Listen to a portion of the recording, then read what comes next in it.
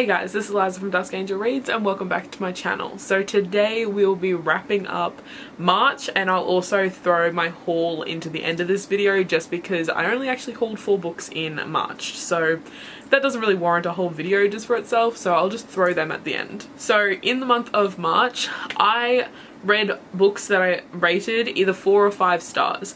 I did not read anything that I rated lower than a 4. And these are all books I enjoy. Even the 4 stars, obviously I enjoyed them. There was just like, you know, 1 or 2 little things that I was like, eh, not quite. And that's because a lot of the books I read were sequels to series that I already really enjoy.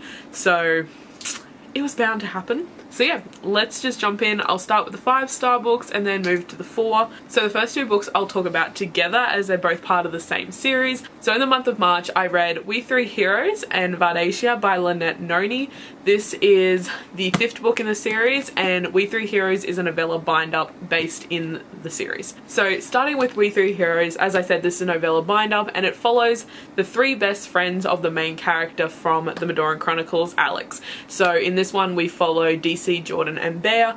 I absolutely love these characters. Like, this friend group in the whole series is one of my favorite friend groups I have ever read, so getting the perspective of the other 3 characters was really interesting. I think one of the stories was set before the times of the Madoran Chronicles and the other 2 were set during, just at like different parts of the same events that happened in the Madoran Chronicles, so you see more of what happened behind the scenes rather than just what Alex was witnessing. So I can't say I enjoyed this book because it killed me a little bit, because especially the last story, Bear's story, you relive something that happened towards the end of Greyvale, and that was heartbreaking enough the first time I read it without reading it from a second point of view that was closer to the situation.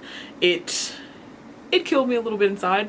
I can honestly say I was crying by the end of this book, at the end of the last story. There's that. Can't say I enjoyed it, but I absolutely love this series so much, and of course I gave this a 5-star. As for Vardacia, there's not much I can really say as it is the 5th book in the series, but I absolutely love it. Everything that happens in this series is so interesting and so unique. The world itself is like nothing I've ever really read before. There are so many levels and elements to this world that is all thought out, and I absolutely love it so much. As I said, I love the friend group, I love the characters, I love everything about this book and this series, and I can honestly say I was crying by the end of this one as well.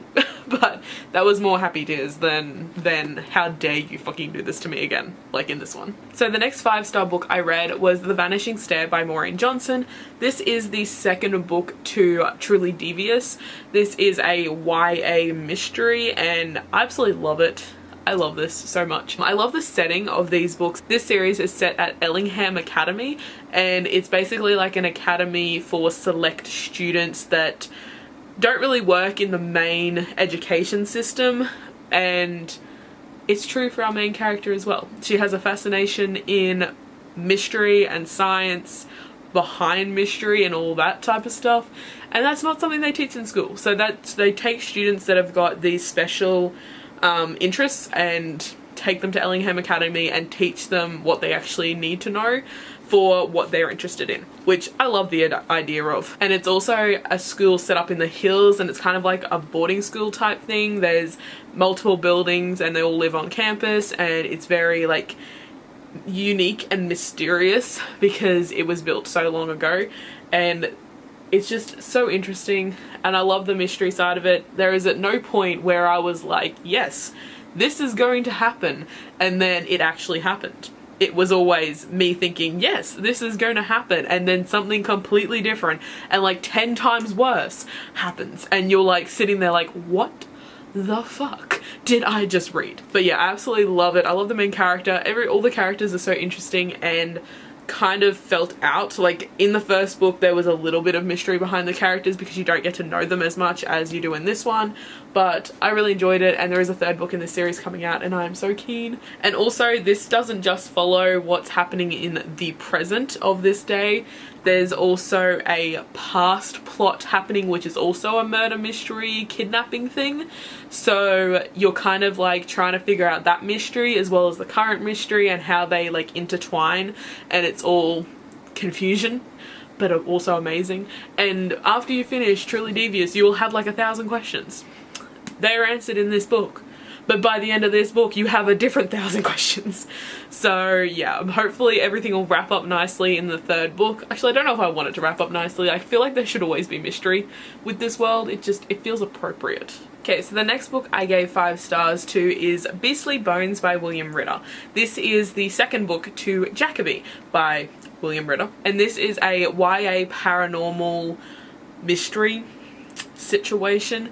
The first book was like a little bit paranormal mystery, and then this one is like a lot of paranormal and a little bit of mystery, and it's awesome. I love how in these books you're not just dealing with the typical paranormal type things, like you're not just dealing with like vampires and werewolves and that type of thing.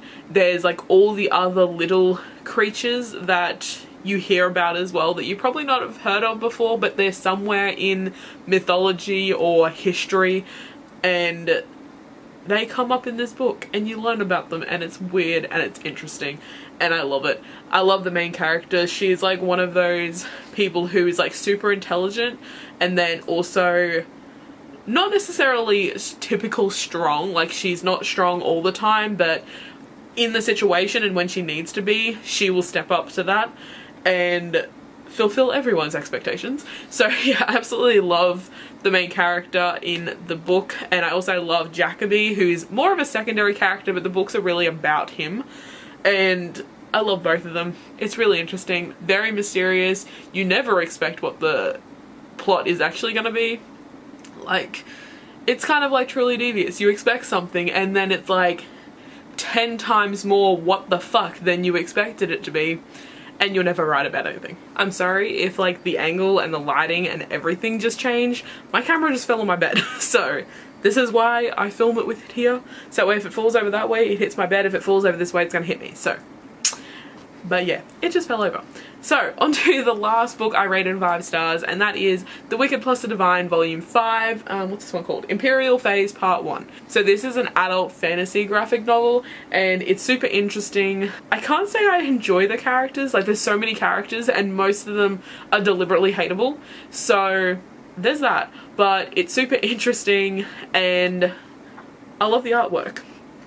The artwork is very colourful and nice, and I really enjoy it. Like, look at the fireworks.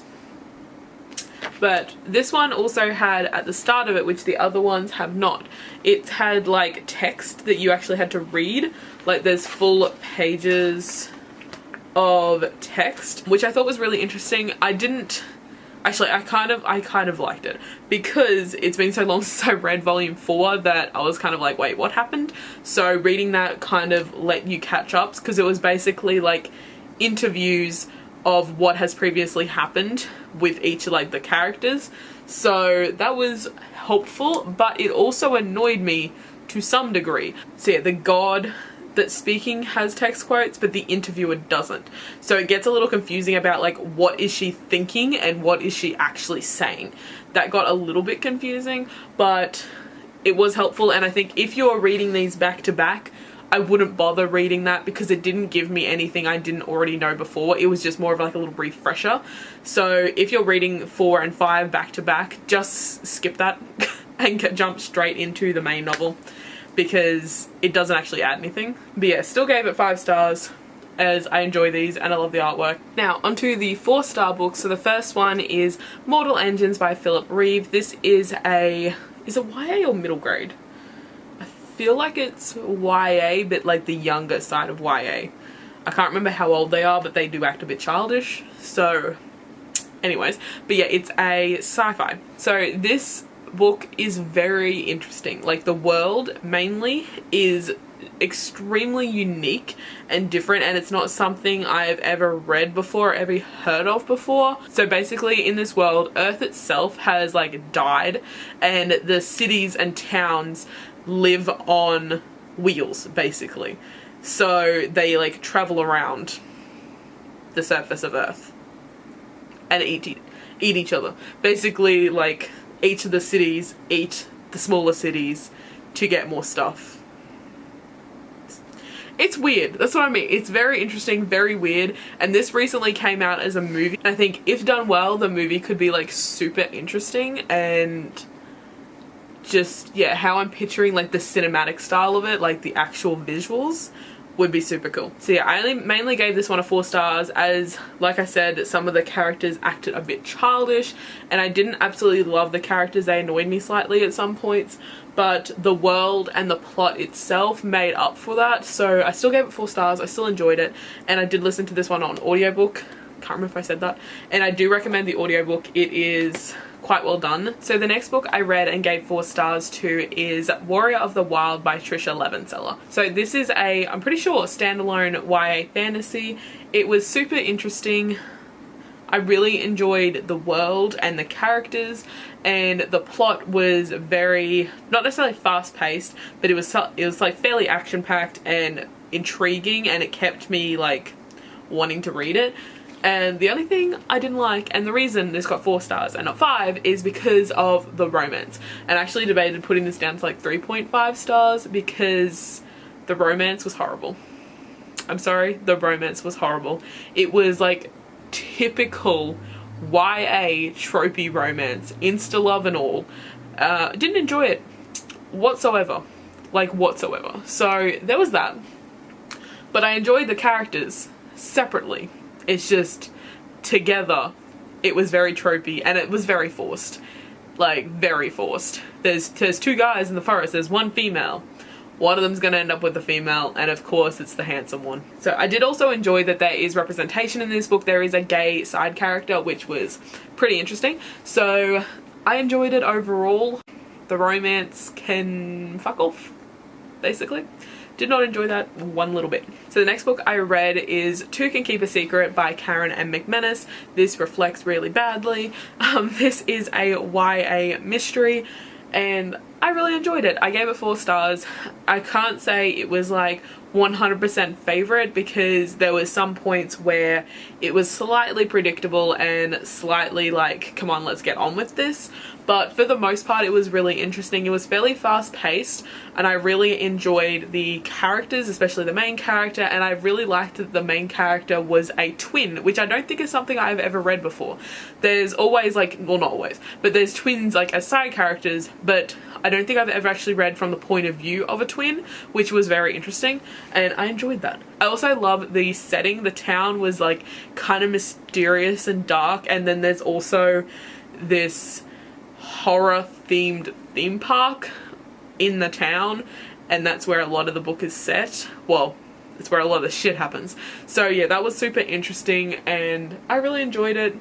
It was like a quick, easy YA mystery, so if that's what you're after, recommend this one. And I also recommend, just got interrupted, my father has just started wearing my old Fitbit because I upgraded, and I had a Fitbit Flex 2 before this, and he's just started wearing it, and he keeps ringing me and asking questions, because just then he's like, I'm going to have a shower, you did say it's waterproof. I'm like, yes it's waterproof. Can't remember what I was saying about this one, but it was really interesting. Highly recommend. I can't remember what I was up to. So the next 2 books I'll talk about together, and they are Death in the Clouds and The ABC Murders by Agatha Christie. These are 2 books in the Hercule Poirot series. I think they're 13 and 14. I think that's what I was up to. I can't remember what number it is. I don't know, there's so many of them. But I am reading the Hercule Poirot series in order as much as I can, and that was the next ones I was up to, and I listened to them on audiobook. I highly recommend the audiobooks. I really enjoy them, especially the ones that are narrated by Hugh Fraser. There are some that aren't narrated by him, especially, I don't know if you guys know anything about the Hercule Poirot series, but if you do, then you'll probably know this. If you don't, I'll explain. So in most of the Hercule Poirot books, the narrator itself of the story, like the point of view you're following, is Hastings, who is Hercule Poirot's kind of sidekick.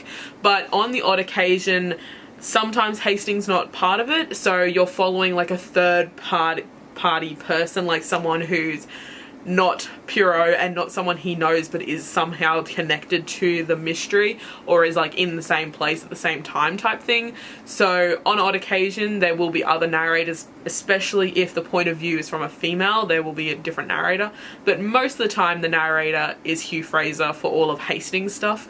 and I prefer when Hastings is narrating. I love Hastings, he's like interesting and fun, but on odd occasion it's not. But yeah, highly recommend the audiobooks, especially the ones that are narrated by Hugh Fraser, but all of them are pretty good no matter who narrates them. But Hugh Fraser is definitely my favourite for the Hercule Poirot series, and he's the one that does Hercule's accent the best, because I just finished reading another one and it is narrated by a woman. It's not good. Like, I got nothing against female narrators, but she could not do Poirot's accent, like, at all. So yeah, there's not much I can really say about these. They're so short, but they're Agatha Christie, they're Hercule Poirot. I love Poirot, he's amazing. I absolutely love reading anything basically from his point of view, and I always either rate them all 4 or 5 stars. It just depends how engaged I was with the story, because 100% I can never guess where the story is going. Like, it's never predictable when it's a Hercule Poirot story, so I always enjoy them. It just depends on how engaged I was with the story. It really depends on what I rated, a 4 or a 5. So I rated both of these a 4. They were good, but like, I wasn't like at the edge of my seat the entire time, so that's why they got a 4. Still really enjoyed them, and I highly recommend them on audiobook. So the next 4-star read I read, that's a good sentence, is Circle of Shadows by Evelyn Skye. This is a YA fantasy, and I'm pretty sure this is the first book in a new series. I'm pretty sure this is part of a series. So while I enjoyed this book, and I enjoyed the characters, and I enjoyed the world, it wasn't like my favorite. I still have an itchy nose. It wasn't my absolute favorite. There were some things I was like, can we get on with this? But for the most part, it was really interesting, and the world was very interesting. There is at some points where things were thrown in, it's like, yeah, okay. It doesn't necessarily make sense, but I guess if you feel the need to take the story that way, I guess. So yeah, that's the only reason it got 4 stars. It just wasn't 100%, like, it didn't flow 100%, and it just, like, I don't know, it just didn't engage me 100%. And honestly, even though I read this probably like a week and a half ago, maybe, something like that, I don't really remember everything that happened. It was just one of those stories that you read and enjoy, and then you kind of forget about them. So there's that. But yeah, I did enjoy it, but not my favorite. Still rated at 4 stars, and I do recommend it. If you're just looking for an easy YA fantasy. It was a very quick read, I will give it that, even though it is like a pretty large book. It's over 400 pages, like closer to 450, and it went by very quickly, so I will give it that, and I did enjoy it, but yeah, just not 100% my favorite. Okay, so the last 4-star book I read, and the last book I read in March, was The Stormkeeper's Island by Catherine Doyle. This is a middle grade fantasy, and I'd been eyeing this one at Kmart for a while because the cover is just stunning and it sounds really interesting, and it was really interesting. I did give it 4 stars only because it was a little bit annoying at times, but I think that was just because it is a middle grade and the characters were childish and acted kind of childish at times. The main character wasn't too bad, but especially the side characters, I was just kind of like, can we get on with this? Like, hurry up. So there is that, but I did enjoy it. I'm pretty sure this was the one that had a Harry Potter reference. No, Lord of the Rings. Yeah, and I'll just read out the quote that is about Lord of the Rings. I especially like the last little bit. So it says, whenever he watched The Lord of the Rings, he imagined himself as a lone rider galloping away from a battle while the other characters were marching into it. When everyone else was in Helm's Deep, he'd be back at the Shire making a sandwich. Which I cracked up. So yeah, it was fun. It is a nice little fun middle grade fantasy. If that's what you're after, I do recommend it. And it was very interesting. Like, it wasn't necessarily predictable, and it was a world that was quite interesting, so you're always kind of guessing what was going on, so I did enjoy that. But yeah, there was just that aspect of it feeling slightly childish at times that made me not give it a 5 stars, but I do recommend it. I did enjoy it. Okay, so now onto the haul part of this video. I only hauled 4 books in March, as I said, and I'm just going to show you them quickly as there's not much to talk about any of them really. So these are the 4 books. So we have Daughter of the Pirate King by Trisha Levenseller. I have already read this series and really enjoyed it, but I wanted to buy a copy for myself, so I have that. Next is Four Dead Queens by Astrid Scholl. I'm not sure how to pronounce this last name. This is the April book of the month for the YA book nerds, so I'll be reading it in April, and that's why I picked it up in March. This is a YA fantasy, I'm pretty sure, and it sounds really interesting, so I have that one. Next we have The Dire King by William Ritter. This is the 4th book in the Jacoby series, and as you just saw, I read Beastly Bones, the 2nd book, in March and really loved it, so I picked up the next 2 books. This one came in March. And then lastly for my haul in March is Priory of the Orange Tree by Samantha Shannon. This book I really loved. Samantha Shannon's The Bone Season series, so I wanted to pick up something else by her. This is an adult fantasy. You could kill a person with it. I haven't read it yet. I did plan to read it in March. I did start it in March, but then there was a readathon and I'm doing a readathon the entirety of April, so I probably won't pick it up in April, as this is not the type of book you read in a readathon. Like, no. Hey guys, so I didn't even realize I didn't finish this video. My SD card went full and then I had to go to work and I didn't actually finish it. So that is all for this wrap up for March and also the 4 books that I hauled in March. If you've read any of these if you've read any of these books, let me know what you thought of them. And yeah, that is it for now, and I'll talk to you guys in the next one. Hold me close till I get up. Time is barely on our side.